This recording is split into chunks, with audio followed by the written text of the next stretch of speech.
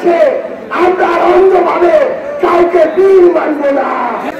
আপনাদের ওই ভূমি অফিস থেকে শুরু করে সদর হাসপাতাল থেকে শুরু করে পুলিশের স্টেশন, সেখান থেকে শুরু করে সরকারি অফিস, প্রত্যেকটা জায়গায় কিছু কিছু এমন মানুষ রয়েছে যারা এখনো জনগণের সেবক না হয়ে শোষক হয়ে উঠেছে।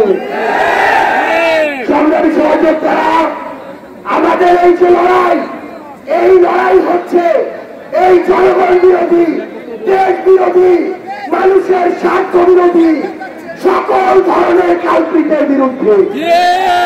সংগ্রামী সহযোদ্ধারা, আমরা যখন এই নতুন লড়াইয়ে আপনাদেরকে সাথে নিয়ে নেমেছি, যখন ওই কালপিট গুলো দেখছে যে আমাদের এই অগ্রযাত্রাকে কোনোভাবেই আটকানো যাচ্ছে না, তখন তারা বিভিন্ন ভাবে আপনাদেরকে আসতে বাধা দেওয়া শুরু করেছে।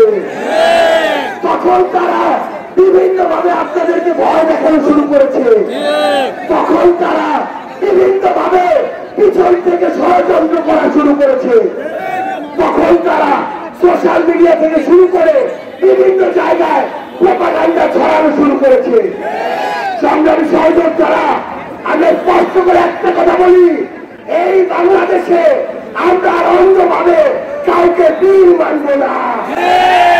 কেউ যদি 95টা ভালো কাজ করে সেটার জন্য ভালো বলবো, আবার যদি 5টা খারাপ কাজ করে সেটার জন্য তাকে খারাপ বলবো। একইভাবে কেউ যদি 95টা খারাপ কাজ করে তাকে যেমন খারাপ বলবো, 5টা ভালো করলে সেটাও ভালো বলবো। আমরা আগামীতে আমাদের এই বিবেককে আর কোন দল, ব্যক্তি, গোষ্ঠী, মার্কা, প্রতিষ্ঠানের কাছে আর বন্ধ দিব না।